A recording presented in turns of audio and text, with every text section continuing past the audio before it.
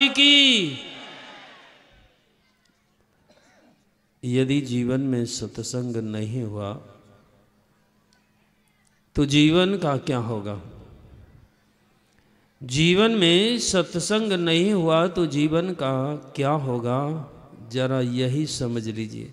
यदि सत्संग नहीं होगा तो ये बात निश्चित है खोटा संग होगा, यानी कुसंग होगा।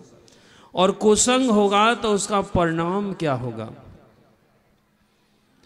और संत क्या देते हैं?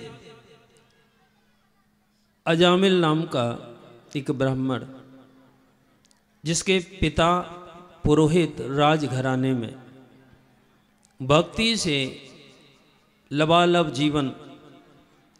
अजामिल बचपन में पूजा के लिए फूल दौड़ दौड़ कर लाता है, भगवान की सेवा करता है। और भाई अजामिल धीरे धीरे बड़ा होता है और उनके पिताजी बूढ़े होते हैं। पुरोहित की नौकरी अपने पिता की जगह अजामिल को मिल गई। अजामिल ने एक दिन क्या देखा? एक वैश्या को जल क्रीड़ा करते एक व्यक्ति के साथ देखा। खराब छवि देखने के कारण अजामिल का मन भी खराब होना शुरू हो गया। जीवन बदला, वैश्या का चिंतन उसके दिमाग में बैठ गया, चरित्र गिरता चला गया। राजा ने शादी भी करवा दी, लेकिन फिर भी बर्बादी रुकी नहीं। क्रम बढ़ता गया। राजा ने देखा कि अब सुधरने वाला नहीं है, तो अपने यहाँ पुरोहिती की नौकरी से भी उसको हटा दिया। ये वैश्या का चिंतन करता था और वैश्या को अपने घर में लेकर आ गया। वैश्या घर में रहने लगी। वैश्या तो धन की भूखी थी। धन धीरे धीरे समाप्त हुआ। अब धन की पूर्ति के लिए अजामिल ने जंगल में जाकर पशुओं को मारना शुरू कर दिया और उनकी खाल बेचकर जीवन यापन करने लगा। जीवन अच्छाई से बुराई में गर्त में डूब गया। लेकिन जिनके पास संस्कार होता है वहाँ संत बचाने के लिए पहुँच जाते हैं, और ऐसा ही हुआ। एक संतों की टोली उस गांव में पहुंची। संतों ने बच्चों से पूछा, क्या यहाँ किसी के घर भोजन मिल सकता है? बच्चों ने भी मजाक के ख्याल से कह दिया कि अजामिल यहाँ एक ब्राह्मण है महाराज, वहाँ आपके यहाँ अतिथि सत्कार कर देंगे वो। संत चले गए। अजामिल ने कहा, महाराज मेरे पास तो कोई व्यवस्था नहीं है और मेरी हालत भी अब ऐसी नहीं है मैं आपको भोजन करा सकूं। महाराज मेरे पास कुछ सामग्री है, बस इसको आप ले लीजिए। संतों ने भोजन बनाने की सामग्री ली और भोजन प्रसाद बना करके पाया। अब संतों के मन में हुआ कि इस भोजन से काम चलने वाला नहीं है, अजामिल से तो दक्षिणा मिलनी चाहिए। अजामिल के पास धन नहीं है, दक्षिणा देगा कहाँ से? संतों ने कहा, हमको धन की दक्षिणा नहीं चाहिए, बस हमको एक वचन तुम हमको दे दो। तुम्हारे यहाँ एक संतान का जन्म होने वाला है, बस उस बच्चे का नाम नारायण रख देना। और ऐसा ही हुआ। नारायण नाम रखा गया। और अंतिम समय जब यम के दूत आ गए और जब जीव आत्मा को फांस में फंसा लिया, भय के कारण नारायण नारायण अजामिल पुकारने लगा। नारायण की पुकार नारायण के दरबार में पहुंची। देवलोक से देवदूत आ गए और यमदूत उस जीव को छोड़कर भाग गए और भगवान के दूत उस जीवात्मा को ले गए। यहाँ केवल इतनी बात समझनी है कि संतों ने नाम दिया, और नाम आप भी रखते हैं, नाम आप भी रखते हैं अपने बच्चों का, लेकिन कभी विचार नहीं करते हैं कि आप क्या करने जा रहे हैं। अंग्रेज लोग जब यहाँ के क्रांतिकारियों से टकराने में कमज़ोर होने लगे, उनकी नींव हिलने लगी, तो उन्होंने कुछ विश्वासघात किए। उन विश्वासघात में कागज में तम्बाकू लपेट कर चौक चौराहे पर लोगों को फ्री में बांटी, और ये बंदर रूपी आदमी उठा उठाकर मुंह में लगाकर धुआं छोड़ने लगा। इसने ये नहीं सोचा कि मेरी संतान का क्या होगा और मेरा क्या होगा। उन्होंने चाय बनाई और चौक चौराहे पर फ्री में बांटी और इन्होंने उठा उठा कर गले में ऐसी लटका ली कि दांत और आंत दोनों ही चले गए और बड़ी प्रसन्नता से उसको अपने सम्मान से जोड़ लिया। और सम्मान से ही नहीं, बच्चों के नाम भी उसी संस्कार से संस्कृत कर दिए। कैसे कर दिए? अभी पूछा जाए कि बंटी किसको कहते हैं, आप कहेंगे हम तो नहीं जानते, फिर नाम कैसे रखा। टीटू पूछा जाए कि नाम क्या होता है, यदि संटी पूछा जाए तो क्या बता सकते हैं। और कोई कोई नाम अपने बच्चों का गुड्डू भी रखता है, समझता है कि मैंने बड़ा अच्छा नाम दे दिया है। और कोई कोई हैप्पी भी नाम दे देता है और कोई कोई गुड्डी भी कहता है। भाई गुड्डी क्या होती है, तो पहले बंटी को समझ लीजिए। बन अंग्रेजी शब्द है और दो शब्दों को जोड़कर बन माने एक और टी माने चाय। टी और टू यानी दो चाय, और सन टी यानी सूरज वाली सुबह की चाय। जिस देश में माखन मिश्री के भोग लगते थे, भगवान कृष्ण माखन घी दूध की चर्चा होती है और वहाँ के लोग अब चाय फूंक करके दांत और आंत दोनों को बेकार करते हैं। तो बंटी हुआ और संटी हुआ और टीटू हुआ, यानी ये सब चाय पर आधारित हो गए और वो आपने अपने सम्मान से जोड़ ली। और उसके बाद आपने एक नाम रखा गुड्डू। गुड्डू का क्या अर्थ है ना दादा को पता है ना दादी को पता है, पुकारते तो है क्या कहते हैं, गुड्डू।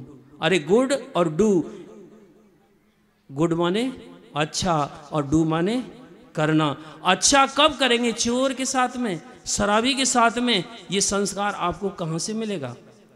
अच्छे बच्चे चाहते हैं तो अच्छी संगत बच्चों को मिलेगी।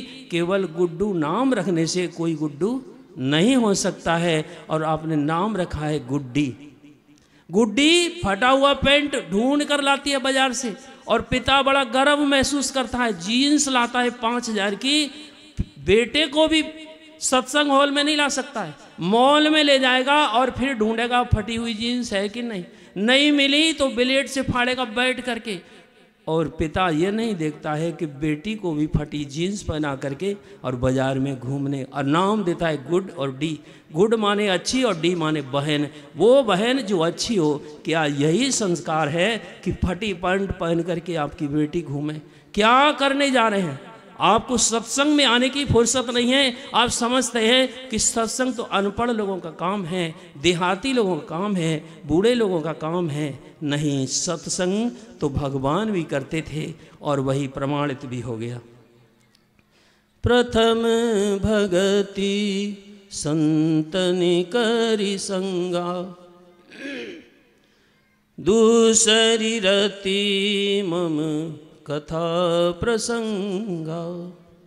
अभी आप सुन तो रहे हैं, लेकिन कितने लोग सुन रहे हैं?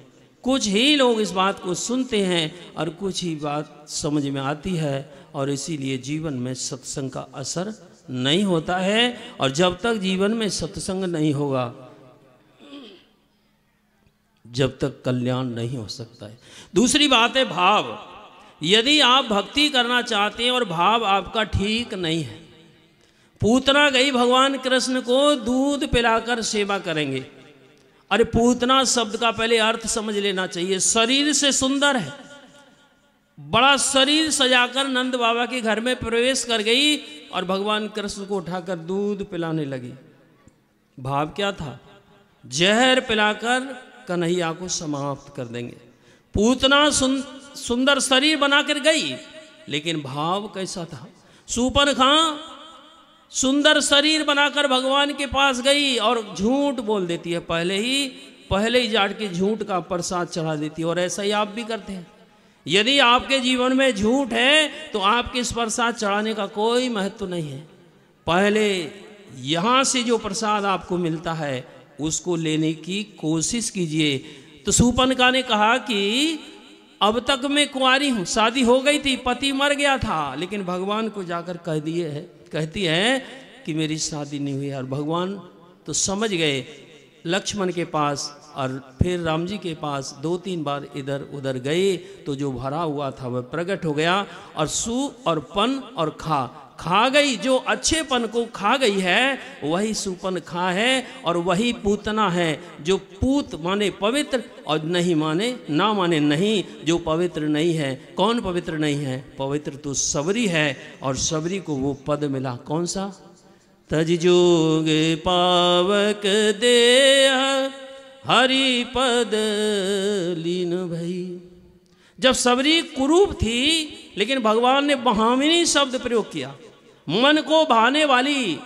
और भगवान किसको भाते हैं? जिनका भाव अच्छा होता है। विदुरानी के जहाँ भगवान केला के छिलका खाने के लिए छिलका खाते हैं, भगवान नहीं जानते हैं कि ये छिलका है, सब जानते हैं, लेकिन भगवान किस चीज़ के भूखे हैं यही समझना जरूरी है। आप छोटा सा भी सामान बाजार से खरीदने जाते हैं तो पहले भाव बनाते हैं, ठीक भक्ति में भी भाव होता है। तो भाव क्या है? भाव का भूखा हूँ मैं, और भाव ही एक सार है। भाव से मुझको भजे तो भव से बेड़ा पार है। भाव बिन कोई पुकारे मैं कभी सुनता नहीं। तेरे भक्ति भाव की करती मुझे लाचार है। गुरु महाराज लिखते हैं, निष्कपट हो और दीन हो।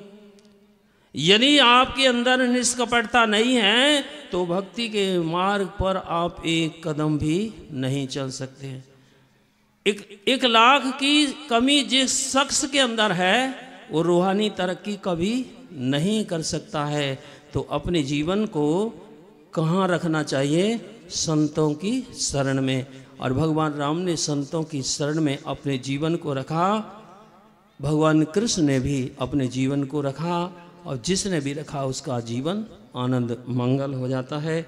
और एक दो पंक्ति छोटी सी, एक जैन परंपरा में पंच नमस्कार मंत्र होता है।